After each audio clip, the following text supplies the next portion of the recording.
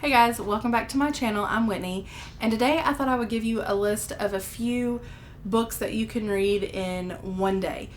And the reason I'm doing this is not because you need to meet a certain goal every month of how many books you read or to meet your Goodreads goal at the end of the year.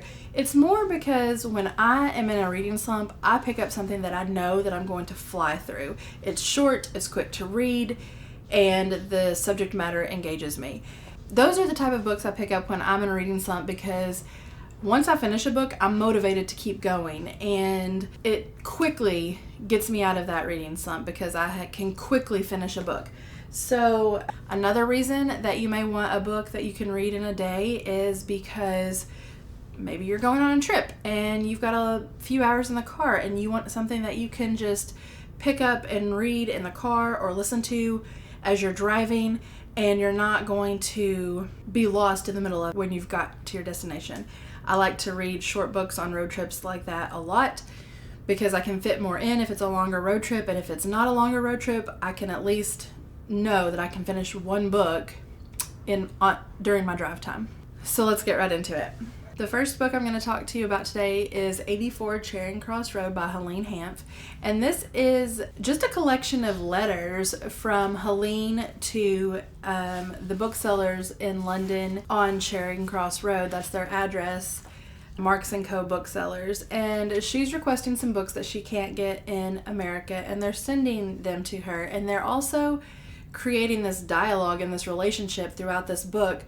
And so they will send books that she doesn't even request, and she of course reads them and tells them how much she loves them or if she doesn't love them. And it's during the war, and so she sends them some things that they can't find in London, and it's just, they develop a friendship, and it's so sweet, and it's a very quick read. It's letters. I read this in one sitting, and the ending though, I mean, because it's a true story, the ending was not exactly what I wanted, but I passed this on to my daughter, and she didn't realize that it was a true story, so she was pretty bummed about the ending as well. But it's just a beautiful story of friendship, and I really enjoyed it, and this is a quick one to get through when you're needing something fast for whatever reason. So the next book on my list is All Systems Red by Martha Wells. This is the first book in the Murderbot series, and it's a novella about a sec unit who kind of reprograms his brain and goes rogue, and he refers to himself as Murderbot, but he doesn't really like, protecting people or murdering people. And what he does enjoy is watching soap operas on television. And so it's just kind of a funny, quirky sci-fi novella that you can read through really quickly. I will say a little bit of a disclaimer, it does have some language, so if you're not a fan of language, maybe avoid this one. But despite the language, I really did enjoy this book, and I've read a few others in the series. I did not finish the series because as the books went on, it kind of just tapered off for me. Because they're novellas, it was hard to invest in the characters as much as I wanted to, but it was still a fun read. So the next book on my list is Call It Courage by Armstrong Sperry. This is a Newbery Medal winner, and this features Mafatu. So he lives on an island, and their main source of livelihood is the sea. They fish, and they all prioritize courage in the face of the sea and storms. And Mafatu is scared of the sea, and he doesn't fit in. And so he decides at 15 to set out on his own to conquer his fear. And he decides he's not coming back to his island until he conquers this fear of his, because he doesn't feel like he belongs on his island. So it's all about Mafatu's journey to find courage and to face his fears. And it's a really fast read. I mean, it's super short. It's really great. I read it with my kids over the span of probably a week, just reading a few pages every day, but we all enjoyed it, and this would be a great one to pick up if you're looking for a quick read. Okay, so the next book I'm going to talk to you about is The Screwtape Letters by C.S. Lewis, and this is a classic C.S. Lewis book, and in it he explores temptation and triumph over that temptation. So it's all about these letters from Screwtape to his nephew Wormwood and their demons, and he's telling him how to tempt Christians or humans in general. And it was such a unique portrayal. I listened to this on audio on the way to a town that's about an hour away. I listened to it there and back, and I was done by the time I got home.